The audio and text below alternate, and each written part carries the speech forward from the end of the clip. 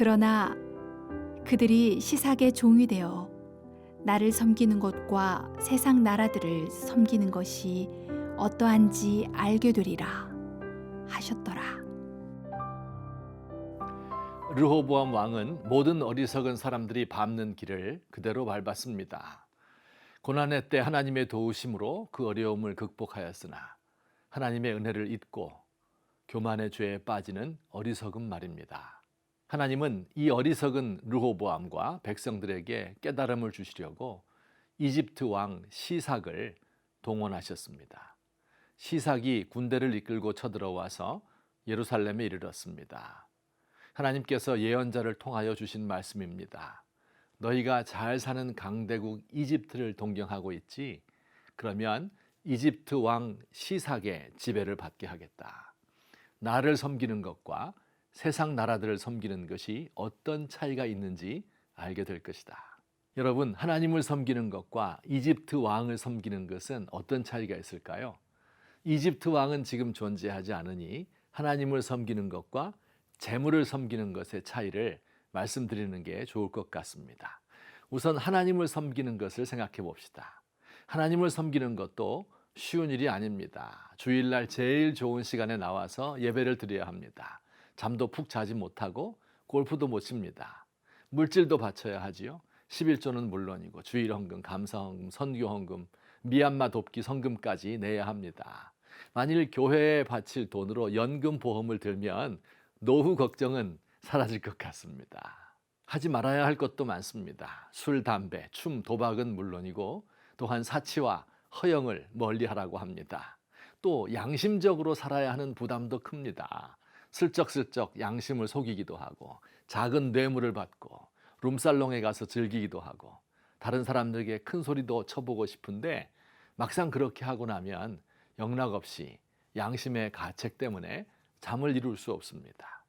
이것들이 우리가 하나님을 섬기는 데 드는 비용들입니다. 자, 그렇다면 재물을 섬기는 것은 어떨까요? 여러 해 전 미국 노동부 장관을 지낸 로버트 라이시라는 분이 부유한 노예라는 제목의 책을 썼습니다. 제목이 심상치 않지요. 분명 우리의 삶은 부유해졌는데 노예처럼 살 수밖에 없게 되었다 하는 의미입니다. 이 책의 설명에 따르면 상업활동을 하는 사람들은 전 세계 사람들과 서로 경쟁하는 관계에 있다고 합니다. 회사를 경영하는 사람은 자신의 회사 물건값이 가장 싼 값에 나오도록 구조조정을 하고 노동 생산성을 높여야 합니다. 직장인들은 구조조정 당하지 않기 위하여 남들보다 더 열심히 많이 일해야 하고 자영업자들은 싼 값에 좋은 물건을 신속하게 배달해 주어야 합니다. 일용직 노동자들도 전 세계의 노동자들과 경쟁을 해서 일은 더 잘하고 돈은 더 적게 받는 사람이 되어야 합니다. 이렇게 노예가 된 사람들, 몸은 바쁘고 시간이 없는 것은 물론이고 가정을 돌볼 수 없어 자녀들이 심각한 정신적 장애를 가지게 되기도 합니다.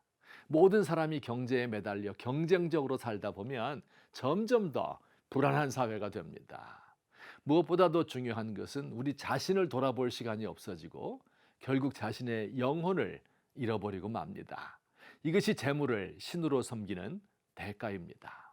사랑하는 성도 여러분, 하나님을 섬기는 것은 노예가 되는 것이 아니라 노예로부터 해방되는 것이며 불안에 떠는 것이 아니라 하나님 안에서 평안을 누리는 것이고 사람들을 경쟁 상대로 보는 것이 아니라 사랑의 대상으로 보는 것입니다.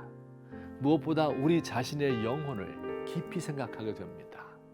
사실 하나님을 섬기기 위하여 드리는 시간이나 헌금은 하나님에 대한 의무라기보다는 내가 어디에 가치를 두고 있는지를 표현하는 방식일 뿐입니다. 여러분은 누구를 섬기고 계십니까? 우리를 불안으로 올가매는 이집트의 재물입니까? 해방과 자유를 주시는 하나님입니까? 하나님, 대한민국의 모든 사람들이 재물을 주인으로 섬기고 있는 것 같습니다. 기성세대와 젊은이, 부자와 가난한 자, 공직자와 정치인과 시민운동가와 성직자가 경쟁적으로 물질에 자신을 종속시키는 어리석음을 범하고 있습니다. 사람의 생명이 소유의 넉넉함에 있지 않음을 알려주시고 우리를 미래의 불안에서 해방시켜 주소서.